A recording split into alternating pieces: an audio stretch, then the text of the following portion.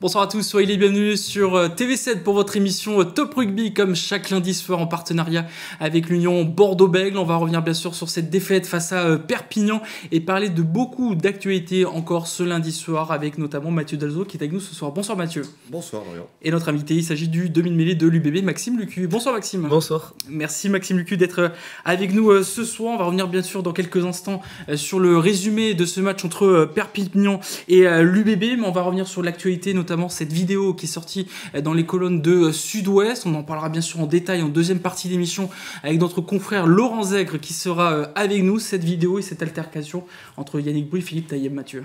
Oui, on a reçu la vidéo, donc Laurent nous en dira un petit peu plus tout à l'heure. On va voir, alors on a, voilà, un bout de la vidéo. Donc elle est sortie aujourd'hui sur sudouest.fr. On va pas faire réagir Maxime là-dessus parce que c'est vraiment de l'extra sportif. En plus, vous allez voir qu'il n'y a pas non plus une grosse altercation. Mais c'est sorti sur sudouest.fr. Vous pouvez aller voir la vidéo. Maxime la découvre tout de suite. On faisait juste le rapprochement, Maxime, sur la victoire donc, de l'UBB à Bayonne, qui est votre dernière victoire à l'extérieur. Est-ce qu'on peut dire que depuis ce match-là, vous êtes un peu sur une pente descendante, que les résultats sont un peu moins bons? Il y a eu derrière la victoire bonifiée contre La Rochelle. Depuis, on a l'impression que ça patine un peu, notamment à l'extérieur. Ouais, exactement. On avait fait le match parfait là-bas. Exactement ce qu'il faut faire pour gagner un match à l'extérieur, notamment dans un stade qui n'est pas facile de gagner.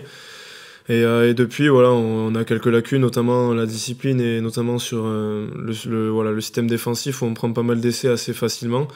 Donc voilà, il faut essayer de retranscrire un petit peu ce qu'on a fait sur ces matchs à l'extérieur, notamment à Bayonne, pour réengendrer de la confiance pour les phases finales, quoi. Mais juste, il y a eu un changement dans le système défensif peut-être ces derniers temps, ou vous avez changé de système ou Non, on sait que les petits détails, on y fait peut-être moins attention. On sait qu'on a une équipe qui est beaucoup basée sur l'attaque avec du jeu de mouvement, et des fois on oublie peut-être aussi les bases du rugby qui sont de défendre et d'être très discipliné dans le système défensif, et des fois ça nous a coûté cher au Stade Français, ça nous a coûté très cher contre Perpignan pendant 10 minutes, donc on le paye assez cash, et ces erreurs là il faut essayer de les gommer, et c'est ce qu'on n'avait pas avant, donc il faut qu'on remette un petit peu l'accent dessus parce que c'est des choses qui sont faciles à faire mais qu'on a un petit peu oublié depuis un petit moment. Et bien sûr, donc cette vidéo, vous pouvez la voir sur sudouest.fr et faire votre propre avis. On en parlera en détail dans un instant avec Laurent Zègre. Partons maintenant sur l'autre actualité, cette défaite de l'UBB face à Perpignan avec le résumé du match, Mathieu. De l'autre côté des Pyrénées, au pied des Pyrénées-Orientales, avec ce match à Aimé-Giral. Cyril Cazot nous disait la semaine dernière, on sait un peu où on va mettre les pieds à Aimé-Giral. Maxime, vous attendiez à la Furia catalane le premier quart d'heure. Vous avez pourtant bien pris les choses en main avec ce score de 6-0 avant de prendre un premier essai.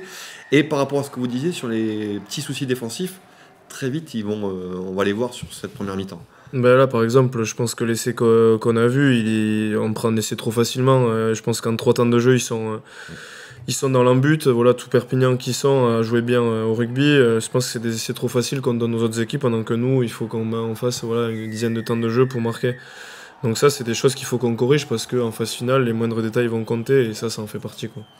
Phase finale, on est qualifié déjà pour la phase finale, on en reparlera tout à l'heure.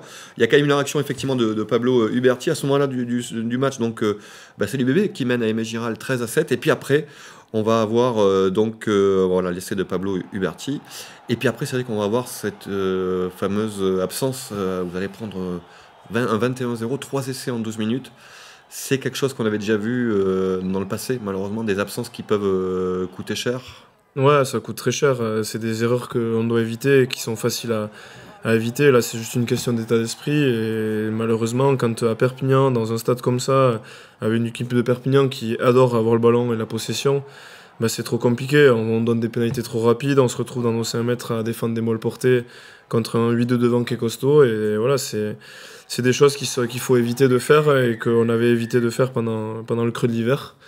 Là, on retourne sur nos travers et ça coûte très cher face à Perpignan. Quand tu es à la mi-temps, tu es à 31-16. C'est compliqué d'exister chez eux, même si notre attaque nous a permis de revenir. Mais c'est compliqué d'encaisser trop de points, comme on l'a vu au Conley-Queens, comme on a vu certains matchs où ça a été trop facile de marquer des essais, quoi. On est au cœur de la tempête, effectivement, là, avec le deuxième essai, le troisième essai de l'USAP signé Oviedo avec le carton jaune de Petit. Et puis, non, c'est pas une erreur de montage, c'est quasiment les mêmes essais que vous encaissez. Touche derrière, il y avait une faute en touche en avantage, touche, et puis derrière, du jeu dans l'axe.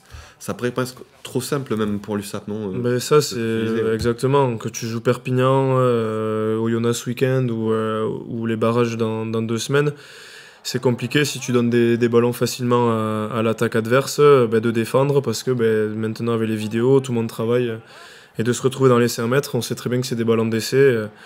Donc il faut qu'on soit beaucoup plus clinique là-dessus. En tout cas, qu'on ait envie de ne pas prendre d'essai aussi facilement, parce que sinon, le retour à la maison, il sera assez virulent, quoi.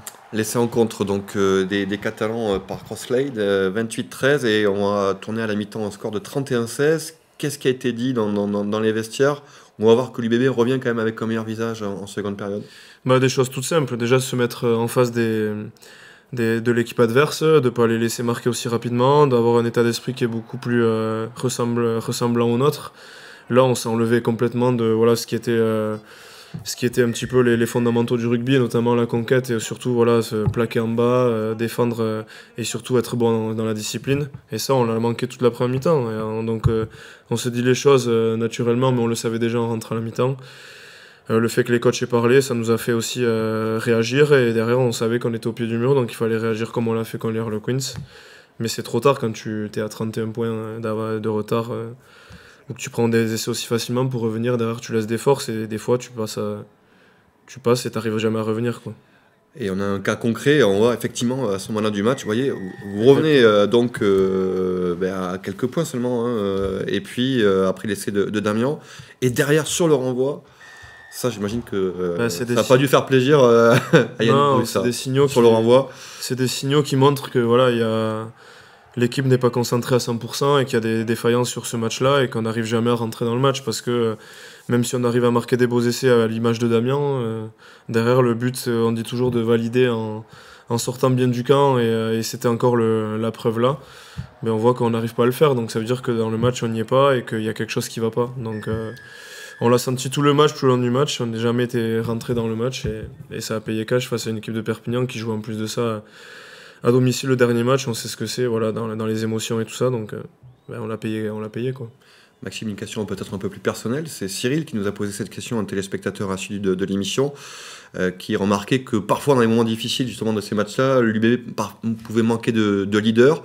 Est-ce que, de par votre expérience, votre position aussi, ce serait peut-être pas plus à vous d'être un leader de jeu dans les moments difficiles, je veux dire? Est-ce que vous partagez ça et est-ce que vous y travaillez? Bien sûr que quand l'équipe vacille, on a besoin de leaders beaucoup plus importants, mais il y a aussi beaucoup de facteurs dans un match qui fait que les leaders, même si tu as des gros joueurs, il faut aussi que l'osmose soit des 15 joueurs. Et sur un match comme ça, quand tu prends autant de ballons portés, autant d'essais facilement, tu peux être meilleur joueur que tu veux. Si les 15 camarades sont pas là, c'est difficile de rendre une copie parfaite. Donc là, je pense qu'on a failli collectivement et que quand en défense tu te mets pas et que tu prends 3 essais en 12 minutes, c'est compliqué d'exister derrière, et malheureusement on échoue quand même à 7 points. Donc on voit qu'on a des qualités aussi pour répondre présent, mais on a trop de trous d'air qui font que...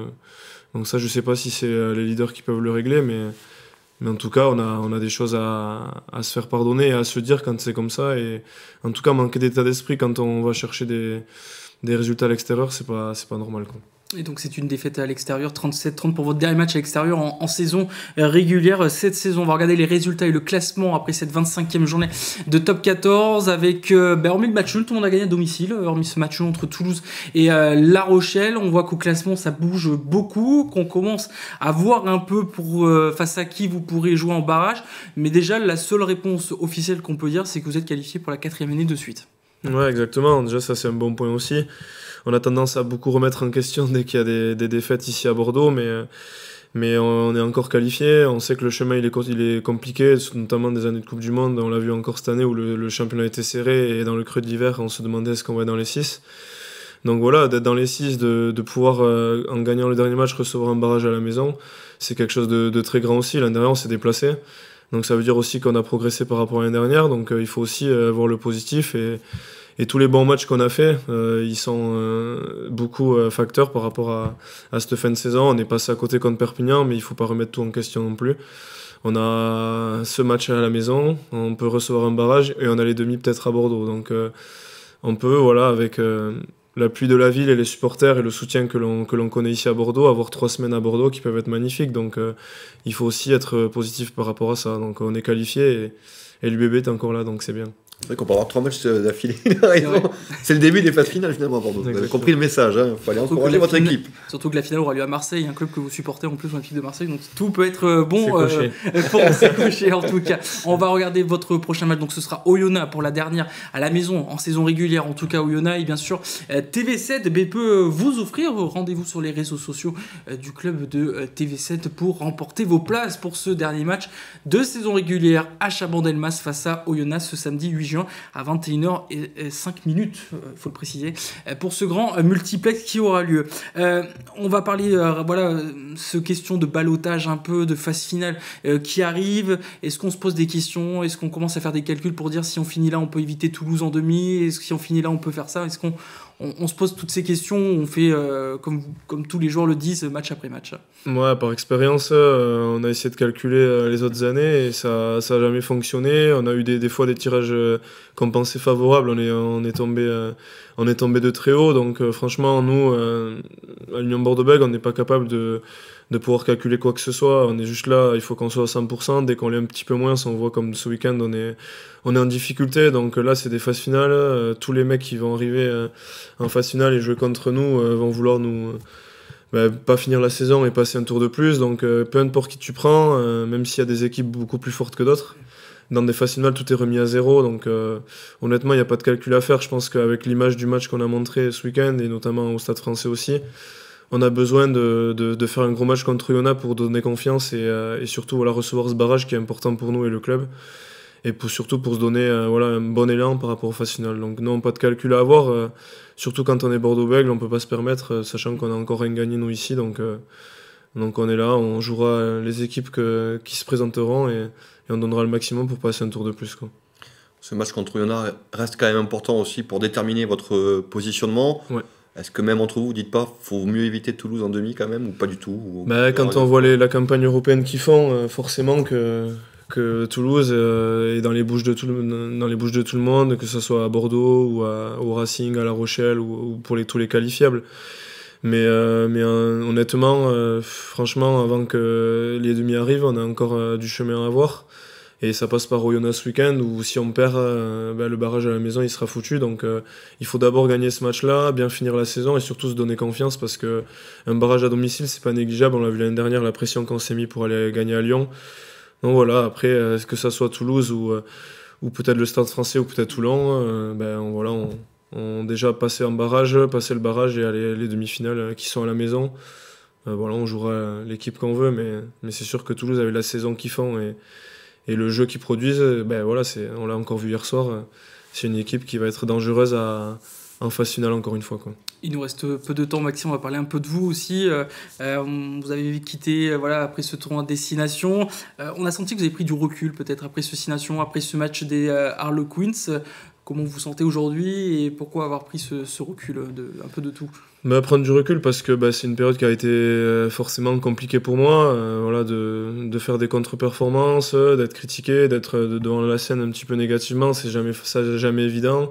Ça touche moi, mais pas que moi aussi, ma famille et mes proches. Donc ça a été quelque chose que j'avais jamais trop forcément vécu ou pas à ce point-là.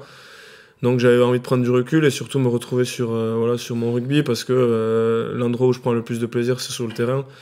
Et là, j'en prenais plus trop parce que ça devenait un petit peu trop, un petit peu too much. Donc là, je voulais me reconcentrer sur ça, prendre du recul parce que j'avais besoin de travailler sur moi-même aussi, travailler techniquement encore un peu plus.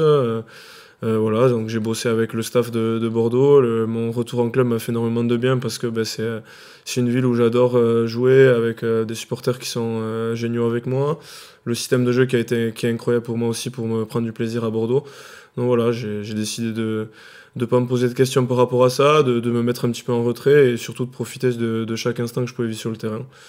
Chose que je faisais moins auparavant où je me posais pas mal de questions. Donc là, je voulais reprendre un peu de plaisir, surtout regagner et vivre des phases finales avec Bordeaux, qui pour moi est le plus important sur cette fin de saison. Donc ça n'a pas été évident, il faut passer par des moments comme ça. Mais c'est sûr qu'il y a un moment où j'ai baissé la tête et ça a été difficile de repartir et de la relever. Mais le club m'a tout donné pour que je puisse le refaire. Et là, je reprends du plaisir et je vais vivre des phases finales encore avec Bordeaux. Donc, il n'y a rien de mieux pour bien finir une saison, quoi. Et le public qui nous écoute saura vous encourager aussi, comme il le fait à chaque fois. Oui, le exactement. chouchou de Chaban, donc ça, il n'y a pas de raison que ça change. On parlait là de la petite coupure psychologique, assez légitime, comme vous le racontez. Physiquement, comment vous vous sentez? Parce que si on remonte le fil, la préparation Coupe du Monde, la Coupe du Monde, derrière vous enchaînez. Aujourd'hui, là maintenant, à l'aube des phases finales, comment vous sentez-vous physiquement? Honnêtement, je me sens super bien physiquement. C'est sûr que c'est des matchs à haute intensité avec beaucoup de pression, donc il faut être au top tous les matchs, notamment quand on est leader de jeu. Mais non, je me sens très bien. Cette saison-là fait aussi énormément de bien en tant que personne pour progresser aussi. Et physiquement, franchement, j'ai jamais aussi bien travaillé avec le staff qu'on a. Là, on l'a récupéré aussi avec Thibaut Giroud à l'Union Bordeaux-Bègles qui fait énormément de bien. Donc j'adore bosser avec lui et ça me fait énormément de bien physiquement. Donc non, je me sens très bien, avec surtout pas de questions dans ma tête. Donc voilà, je prends tout ce qu'on me donne et je crois que je suis jamais mieux servi que quand j'enchaîne les matchs. Donc franchement, je me pose pas de questions. J'essaye de pas être à 50% parce que c'est là où arrivent les blessures. Je me lance à fond dans la bataille et les phases finales vont être là pour ça. Donc, toujours plein pot. Exactement. On dit, il n'y a plus qu'à dans cette dernière ligne droite. Merci Exactement. Maxime Lecu d'avoir été avec nous sur le plateau de TV7 pour faire un point avant ce sprint final et peut-être une finale à Marseille. Mais bon, il y a beaucoup d'étapes entre-temps avant d'arriver au stade Vélodrome. Merci Mathieu. Dans quelques instants, on va parler notamment de l'aviron bayonnais avec notre confrère Laurent Zeg qui sera avec nous dans quelques instants. À tout de suite.